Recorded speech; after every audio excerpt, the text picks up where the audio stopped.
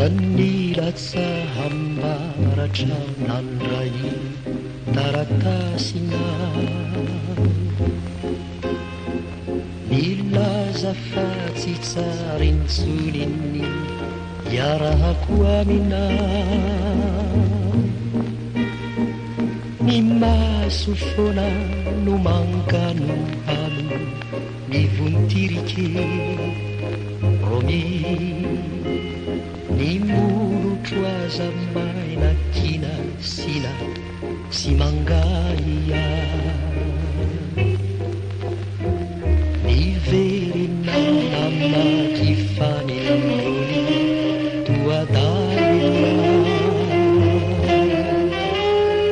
tsy mety ny fatinapaka sy saraka manta venzy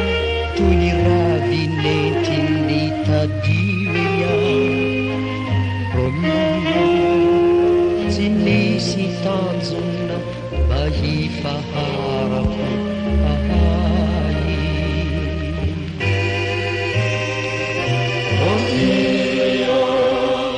romi tiquinte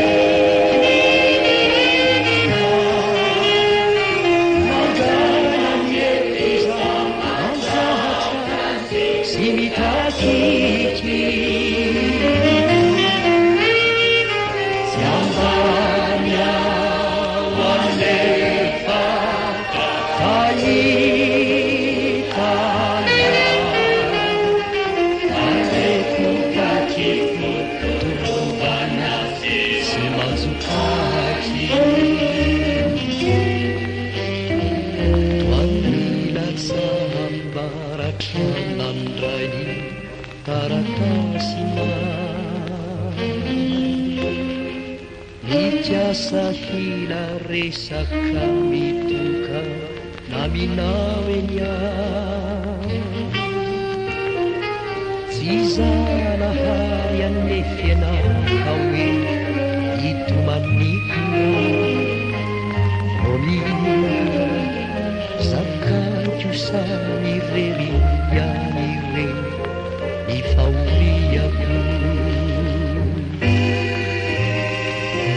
Romeo